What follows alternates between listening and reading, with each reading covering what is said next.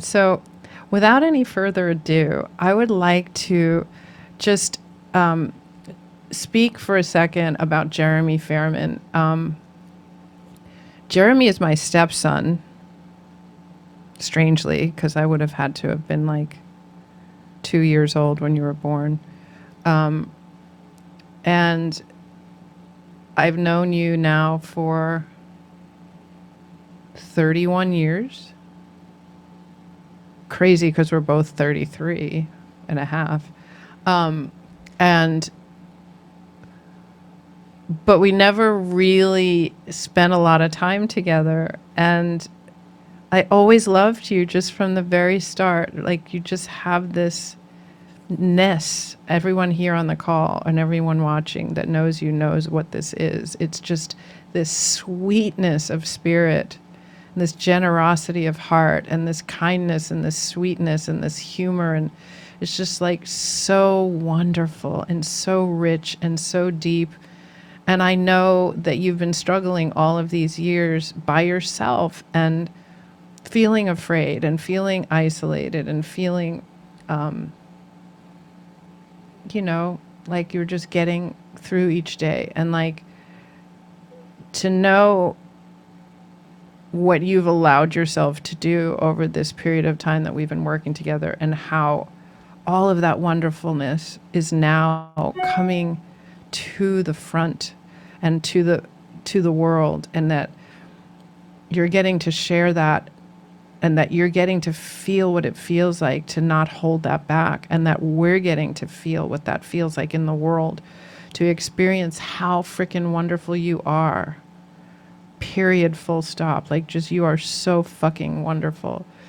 I want this to just be the very, very, very beginning of what you allow yourself to do, and how fast you have allowed yourself to be a performer, not only just get on with your writing, but to just fall into this performance. And even though your parents are both performers, and I'm a performer, and consummate performers, your mom and dad, it's not something you ever did, but you just let yourself, and you're so good at it, and you're so natural. And I just feel like so blessed to get to see this and witness this and experience you being who you're really here to be. And I just love you so much. And with no further ado, can we please all unmute, and let's give it up for the incredibly wonderful Jeremy Fairman. Jay Fair. You're muted. Thank you. What a opening there. What an introduction. And I want to remind you to keep your face in frame. So Yes, that when you yes. get to watch these back, you get to see. I position myself closer to the camera. Sure, you watch from time to time that half your face isn't going, like, even now. Right, because it is? Okay. So, okay. There we go. So, because I'm like this close away from the screen, so, I have to read it.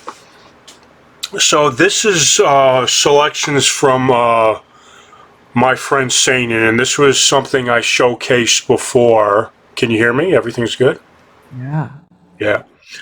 So the story is about me not being able to sleep, and I think of three people I used to know in my life, and one was my first girlfriend, Ruth. The second one was a horrible teacher I had in high school, and the third one was my friend Sainin, which the story was named after. And I can't sleep. I look them up on the internet, and then I have memories about them. So the main part is about my friend Sainin, who was a childhood friend of mine who I was looking for online, and I found out he was murdered one day. He was murdered 18 years before I was looking for him. So this is the first two people in the story. This is about my first girlfriend, Ruth, and my teacher, Mrs. Steppelman. And these are more lighthearted. The one with Sainin was really kind of heavy. So I'm going to read from those two, and then I'm going to tie it up with the end. All right? Okay? I hope. Okay. And it should be a much lighter tone than the other one was.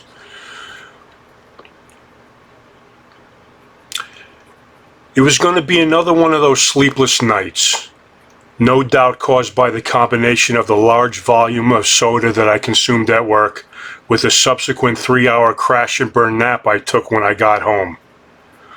Why do I always do this to myself? I'll never learn. It's never fun working and receiving on no sleep. Senses dulled, head buzzing, co-workers, barely tolerable on a normal day, become particularly irritating. Every imperfection of theirs, a hair out of place, a lazy eye staring off in the wrong direction, any whiny inflection of voice is magnified in annoyance 1,000-fold and gives rise to fantastic thoughts of violence. I imagine myself on trial, sitting at the defendant's table, clean-shaven, wearing a brand new suit with thin-rimmed glasses, looking more like an elementary school teacher than a sleep-deprived homicidal maniac. My imaginary lawyer pulls on his suspenders while summing up my case for the jury. Your Honor, the defense pleads temporary insanity. It was the victim's incessant whistling through his nostrils that caused my client to bash him over the head 27 times with a fire extinguisher. My client has had some sleep now and is very sorry. It was too late to watch a movie. I owed it to myself to at least try to sleep. I pull the covers over me and roll over on my right side. Then from my right side I roll to the left and then onto my back. Is it morning yet? I look at the clock. 5 whole minutes had passed. The clock is not my friend. Bored, I sit up in bed and look around the room for something I could do. I spot the laptop on the chair and reach for it, putting it on my chest and powering it on. In moments, I'm surfing the internet. The news is the same as it was an hour ago. The president still sucks. The economy still sucks. I go to the sports pages and reread the same box scores. The Knicks still lost. Will they ever get the triangle? The Yankees starting rotation still has question marks, and spring training is still only 3 weeks away. I find myself drifting to the search engines and begin to think of people from the past to look up. The advent of social media has made it easier to connect with people, but there's always that one person that has slipped under the radar. This is good for killing time. Recent adventures had turned up a childhood acquaintance who is now a television reporter in Florida. An old crush married a famous philosopher, and their wedding was written up in the New York Times, which caused me a week's worth of depression. If only I'd asked her out, maybe my life would have been different. The first person I search for is always the same. My first love, Ruth. You could always recognize people by their eyes, no matter how much time has passed, how much cosmetic surgery they've had. You could always make out the eyes. They really are the windows to the soul. I know Ruth's eyes anywhere. She was a light-skinned Puerto Rican beauty with a pixie-like face and brown eyes that would turn into half-moons when she smiled, and ears almost pointed enough to seem elvish. But when she laughed, she sounded like Linda Blair possessed. Her voice would drop several octaves lower, enough to startle me at times to think that noises as demonic as that could emanate from someone as beautiful as she was. We fell in love at the East Side Barnes & Noble where we worked. She was a cashier. I worked the sales floor then. The first time I noticed her was right after the store got robbed. 2 men went up to her register, told her that they had guns, and had her put money in a bag. After the guys escaped, she broke down and screamed. The managers took her into the stockroom to calm down.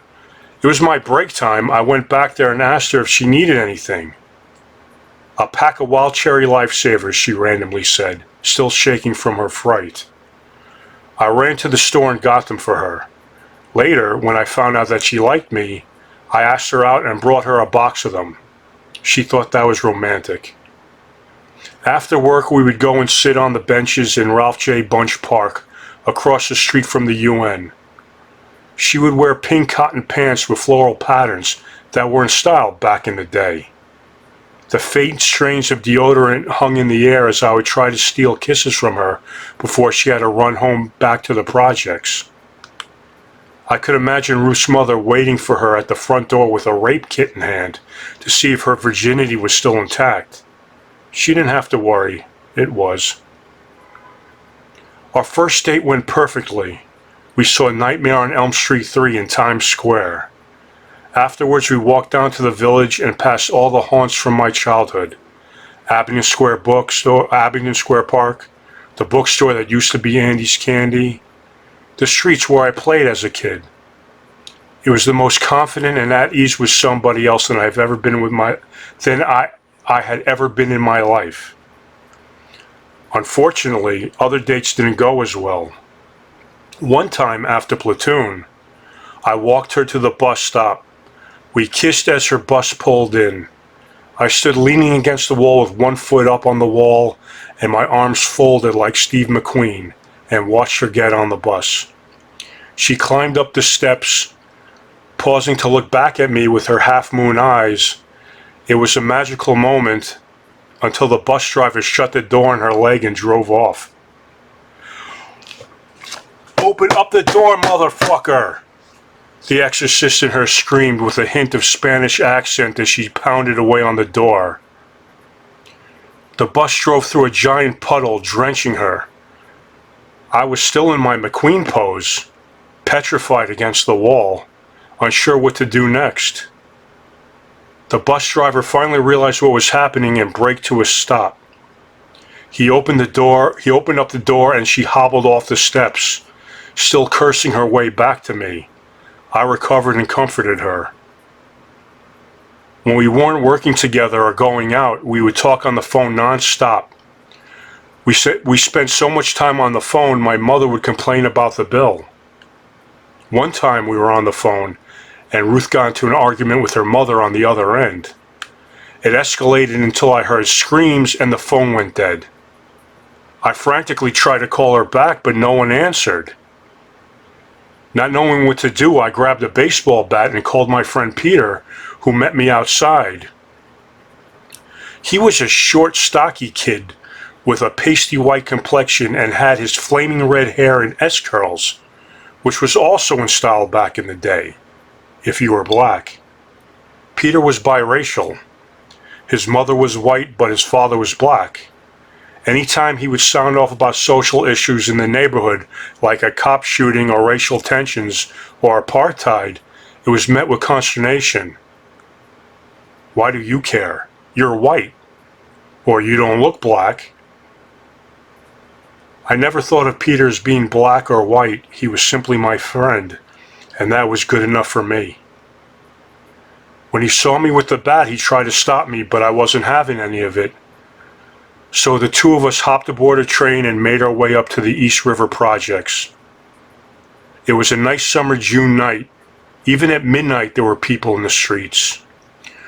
Ruth lived all the way up in Spanish Harlem. We got off the train at 96th Street and worked our way over to her. I had a full head of steam, with both hands on the bat. I felt like a badass. Two grown men drinking 40 saw me storming up the block, bat in hand, and got out of my way. "Oh, shit," I heard one of them say. I was a badass. As we got closer, we could hear the sounds of strange Spanish music coming from radios, like enemy drums beating, signaling a warning not to approach any further.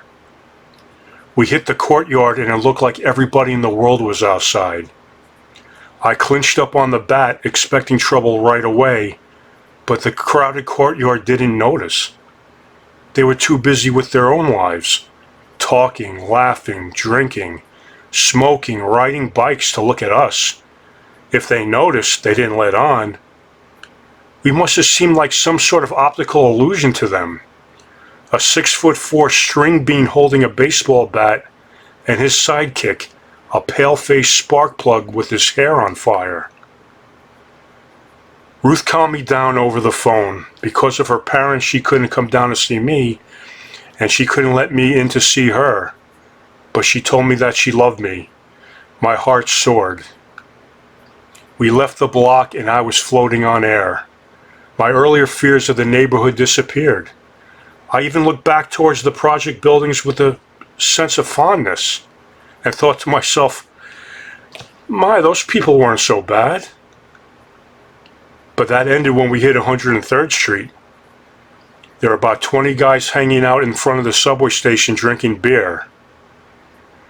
What are we going to do? Peter asked. I was still on cloud 9. Love had made me brave. Fuck it, I'm going through. I cut through the mob and down the stairs with Peter following behind. The mob, however, didn't ignore us. They were flat out stunned. As we marched down the stairs past them, we heard the roar of laughter. They were laughing at us. Then the laughter turned into an ominous chant. Nerds, nerds, nerds, nerds. As we hit the bottom of the stairs, the mob threw beer bottles at us. One shattered behind me and I felt the glass sweep harmlessly from behind my pants leg. Peter wasn't so lucky. Broken glass nicked him in the leg and the cheek, drawing trickles of blood. A bystander helped us as our train pulled in and we hopped aboard. We headed back home in one piece, mostly, with just minor scratches and a tale to tell the guys back in the neighborhood for ages. Eventually, Ruth left the bookstore and worked for the phone company. We went from being first loves to also rans. Maybe having sex does that to you. I lost contact with her over 20 years ago. For a time after we broke up, she would send me a birthday card every year telling me it was a privilege to have known me. I was honored that I left a mark on her. I always wanted to tell her what she meant to me, but she never left a return address. That seems to be the story of my life. People always loving me from afar. I type her name in and press enter. Approximately 1,100 Ruth Rodriguez's pop up hailing from New York to Ecuador and back. All the names have tiny thumbnail pictures next to them. I can't make out their faces. I can't see their eyes. I have to put my glasses on, not much difference. Maybe she's married with a different last name. After scrolling through a few, I give up hope and click off. Dejected, I look at the clock, which is completely disinterested in my plight. I didn't kill enough time. Bad clock management could get a coach fired in the NFL. It's something that has to be taught. I shudder as the next name comes into my head. My 9th grade geometry teacher, Mrs. Steppelman. I hated her. She had made my life miserable freshman year. She was my first class of the day and our relationship was set up from the very beginning when I misplaced my Delaney card during orientation and she yelled at me. God, I hated her. She was an ugly woman. Short, cropped, manly haircut with spiteful bluish-green eyes. In the photo in my yearbook, she looked like a proud retriever, a hunting dog. Back straight, chest out, with a dead mallard in her mouth. Only in this case, the bird was a 14-year-old failing student, me. I momentarily picture myself as the bird, as she violently shakes me in her teeth to make sure I'm dead, and then happily brings me back to her master. It all comes back to me, the fear of being called on, of being unprepared. Once when I didn't do my homework, she screamed at me in front of the entire class. If you want to fail, you just don't do your homework. She was right. I did fail. I never did my homework. I remember during parent-teachers meetings, my mother had to go to school and discuss my failing grades with her. My report card had been a steady stream of needs improvement and unsatisfactory marks. But in the additional comments section, she wrote, Jeremy possesses excellent leadership abilities. This was the standard bullshit comment that teachers would put down on any student evaluation in my day because they had to say something nice about the student. I got so many of these leadership comments that I'm surprised I never ended up in West Point instead of the receiving department in Barnes & Noble. A leader? I wasn't a leader. I was a scared kid who didn't understand. I was the kid who never took his coat off in class. I was the kid who cut an entire semester of gym because I was too afraid of changing the locker room. My 4 years in high school were a blur. I never dated. I didn't make friends. I saw classmates go from gawky teenagers to mature young men and women while I was still stuck in time. I would sit in class and watch the clock count down until the bell rung, and then it was time to go home, back to the neighborhood, back where I felt safe. She never made any overtures to help me. Wasn't that her job? She never knew who I really was. Didn't even care. Do enough to pass, you pass. Don't do enough to pass, you fail. Whatever happened to teaching? I wasn't the only one she picked on. One time she was yelling at the student sitting in front of me for not doing her work. But the student snapped back. Fuck you. Mrs. Steppelman was stunned. So was the rest of the class. I had no interaction with the student for the entire year, but if I could, I would have built a statue in her honor. She was a hero. I looked at Mrs. Steppelman and she was flabbergasted. Her mouth hung there as if one of her mallards had somehow wriggled free and escaped. Losing control of the class made her look small, weak. I was no longer afraid of her. But in that moment, something else hit me. I saw sadness in her face. I could imagine how much teaching must have meant to her, all the work she must have put into it, the dedication and sacrifice that she made. In that moment, I felt sorry for her. But that all changed when she recovered her composure and screamed so loud she threw the student out of the classroom. I immediately looked down in my notebook, hoping to God that she wouldn't scream at me just for bearing witness to the whole thing. I type her name in the search box and press enter. I see her right off the bat. Don't even need to see her eyes. I can never forget that ugly face preserved in time. She changed the color of her hair from dirty blonde to brunette, but it was still her. It seems that she left my high school and was now teaching at some prestigious math academy. I'm sure it's easier to teach kids with no problems. I stare at her photo. The sting and burn of embarrassment, along with the old feelings of helplessness, come back. She never knew me at all. You never knew me at all, bitch.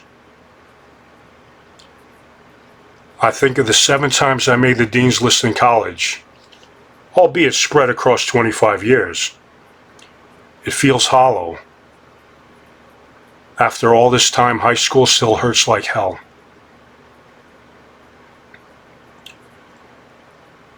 I always thought there'd be more time.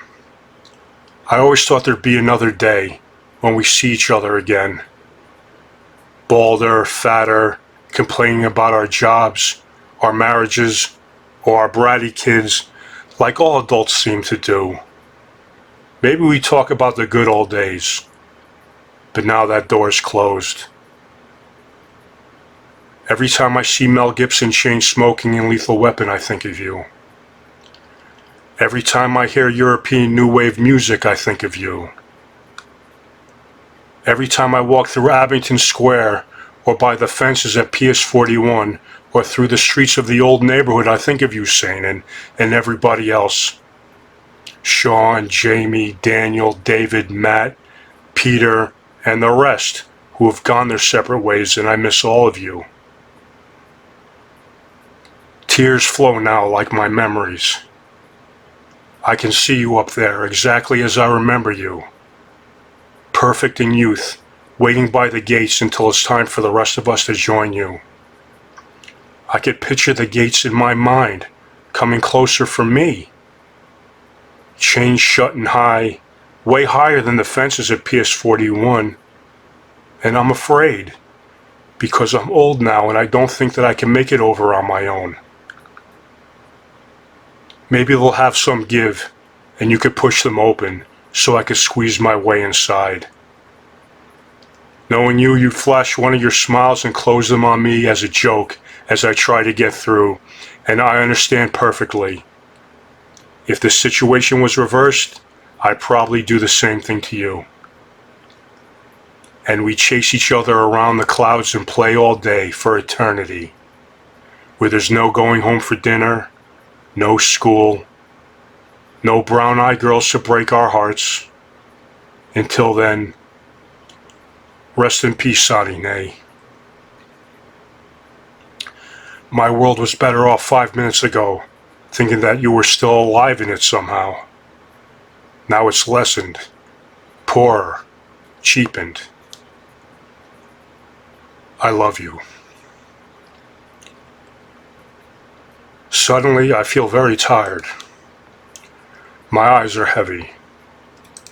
I power down the laptop and place it back on the chair. I check the clock one final time. The clock is definitely not my friend. It's nobody's friend. With that, I roll over and I go to sleep.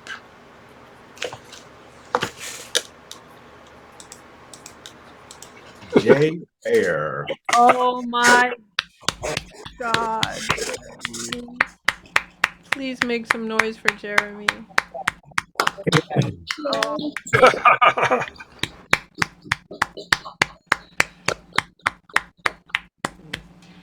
Wow. Don't you mute yourself.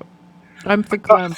I got through it. I got through it in one sitting. I was a lot. It was a lot, but once I got into it, it was just kind of cranking. It was so good. It was so real. That ending, man. Just Oh yeah, that always gets me. wow. I did a video before class, and I read that, and the same spot I always choke up. So powerful and so beautiful and so raw and so real and so relatable. I mean, I can't think of a single person that can't feel into every single nook and cranny that you created there.